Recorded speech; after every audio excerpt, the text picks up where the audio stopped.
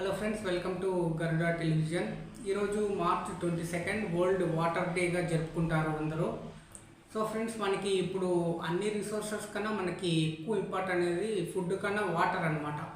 ఆ వాటర్ని మనం ప్రాపర్గా యూటిలైజ్ చేయలేకపోతున్నాం ఇప్పుడు. ఎందుకంటే ఇప్పుడు వరల్డ్లో చాలా స్కేర్సిటీ వచ్చేస్తుంది వాటర్ ముందు దానికన్నా.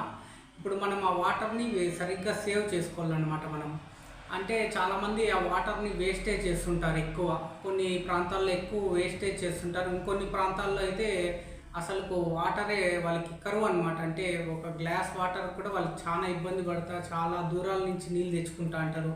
అందుకు వాటర్ అనేది చాలా ఇంపార్టెంట్. అంటే మనము హెవీగా అవైలబుల్గా ఉన్న చోట ఏరియాస్లో మనం వాటర్ని సేవ్ చేయగలిగితే ఆ వాటర్ని ఇంకా వాటర్ స్కేర్సిటీ ఉన్న ప్లేసెస్కి మనము తరలించేదానికి అవకాశం ఉంది.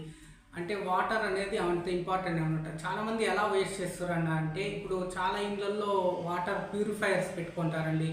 ఇంకా మినరల్ వాటర్ ప్లాంట్స్లో కూడా చాలా వేస్టేజ్ ఆఫ్ వాటర్, అంటే చాలా అంటే ట్యాంకులు వేస్టేజ్, ప్యూర్ వాటరే అది వేస్టేజ్గా వదిలేస్తూ ఉంటారు.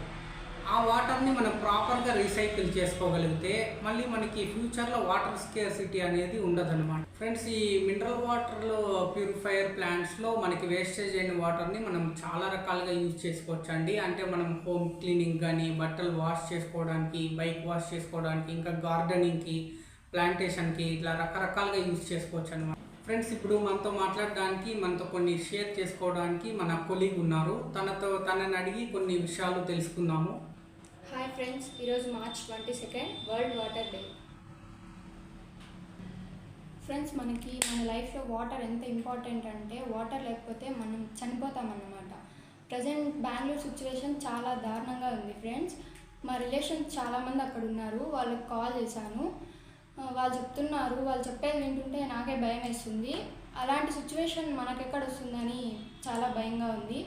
సో వాటర్ని సేవ్ చేయడం ఎంత ఇంపార్టెంట్ అనేది బెంగళూరుని చూసి